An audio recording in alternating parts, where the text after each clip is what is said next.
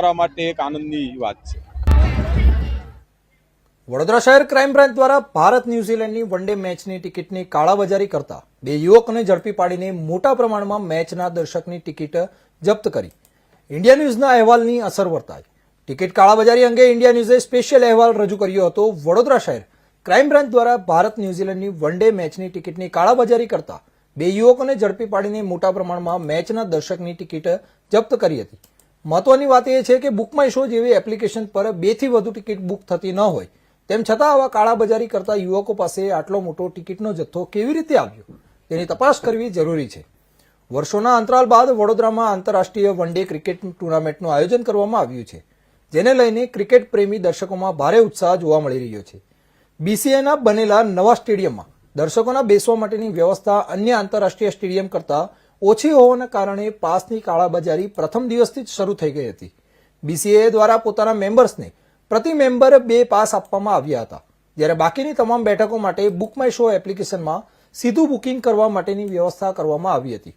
સતત 2 દિવસ સુધી માત્ર 5 મિનિટ માટે એપ્લિકેશન પર બુકિંગ થતા અનેકને મેચની ટિકિટ કાળાબજાર થઈ રહી હોવાની શંકા હતી, જ્યારે મેચની પૂર્વરાત્રિએ વડોદરા ક્રાઇમ બ્રાન્ચે ટિકિટની કાળાબજારી કરતા બે યુવકોને ઝડપી પાડીને શંકાને સાચી સાબિત કરી છે। વડોદરા શહેર ક્રાઇમ બ્રાન્ચની ટીમને બાતમી મળી હતી કે બે યુવકો મોટા પ્રમાણમાં ભારત ન્યુઝીલેન્ડ વચ્ચેના 11 તારીખે યોજાનારી વનડે મેચની દર્શકોની અલગ અલગ કેટેગરીની ટિકિટ બજાર ભાવ કરતા ઊંચા કિંમતે વેચવા માટે ફરી રહ્યા છે।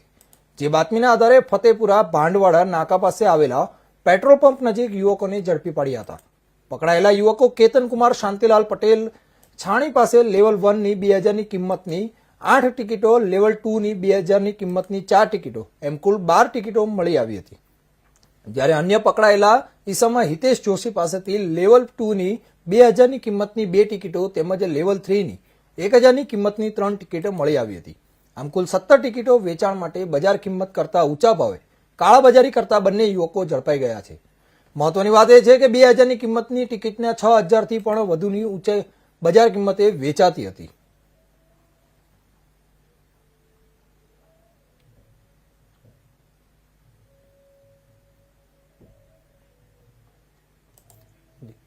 જી, આ મુદ્દે વધુ માહિતી માટે આપણા સંવાદદાતા વડોદરાથી હિમાંશુ જોશી આપણી સાથે જોડાઈ ગયા છે। જી હિમાંશુ, વડોદરા ક્રાઇમ બ્રાન્ચે ટિકિટની કાળાબજારી કરતા બે ઇસમોને પકડી પાડ્યા છે, શું છે સમગ્ર મામલો? ક્રિકેટ ઇન્ટરનેશનલ ક્રિકેટ મેચ યોજાઈ રહી છે, જે ઇન્ડિયા વર્સિસ ન્યુઝીલેન્ડની છે, જે મેચને લઈને ખૂબ જ ઉત્સાહ ક્રિકેટ રસિકોમાં જોવા મળી રહ્યો છે। પણ આ વસ્તુને લઈને ત્યાં ને ત્યાં કાળાબજારી કરતા તત્વો એક્ટિવ થયા છે અને આના લીધે તે લોકો જે ટિકિટો જે છે તે જે બીસીએ જે છે તેને ઓફિશિયલી તે બુક માય શોના પ્લેટફોર્મ પરથી 1 તારીખે ઓનલાઈન 11 વાગે ટિકિટ મૂકી હતી લોકોના વેચાણ માટે, અને જે 5 મિનિટના મામૂલી અંતરમાં બધી જ ટિકિટ સોલ્ડ આઉટ થઈ ગઈ હતી, જેના લઈને ત્યાં ને ત્યાં ક્રિકેટ રસિકોમાં જબરજસ્ત ભારે રોષ જોવા મળ્યો હતો। આ લઈને લોકો ઘર આંગણે યોજાતી ટિકિટ મેચ લેવા માટે ગમે તેટલા હવાથિયા મારી રહ્યા હતા। ત્યાંથી એમને ટિકિટનું આયોજન થઈ જાય અને ઇન્ડિયન પ્લેયર ક્રિકેટને વડોદરામાં જોવાનો લાહવો મળે તેના માટે લોકોએ એડી ચોટીનું જોર લગાવ્યું હતું અને આને લઈને કાળાબજારી કરતા તત્વો પણ સામે આવ્યા હતા।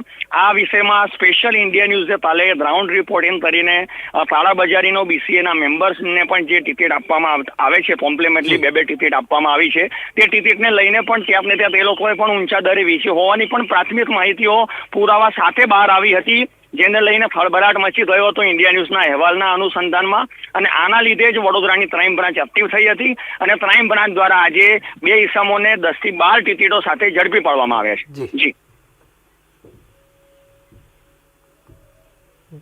જી, આ અંગે બીસીએ દ્વારા કોઈ નિવેદન સામે આવ્યું છે કે કેમ? નહીં, બીસીએ આ વસ્તુમાં સદંતર મૌન યોજ્યું છે। બીસીએ નું મેનેજમેન્ટ સંપૂર્ણ ફેલ સાબિત થયું છે। બીસીએ સામે લોકોનો જબરજસ્ત રોષ જોવા મળી રહ્યો છે। લોકોની આવનારી મેચને લઈને બીસીએને હાથ જોડીને વિનંતી કરવામાં આવી છે કે ઓનલાઈનની સાથે સાથે ઓફલાઈન ટિકિટની પણ વ્યવસ્થા કરવામાં આવે, જેથી લોકો મેચનો આનંદ લઈ શકે। વડોદરાના અમદાવાદના સૌથી મોટા નરેન્દ્ર મોદી સ્ટેડિયમમાં પણ જ્યારે મેચ યોજાતી હોય છે ત્યાં 1 લાખ દર્શકોને જોવાની કેપેસિટી હોય છે, જે વિશ્વનું સૌથી મોટું સ્ટેડિયમ છે।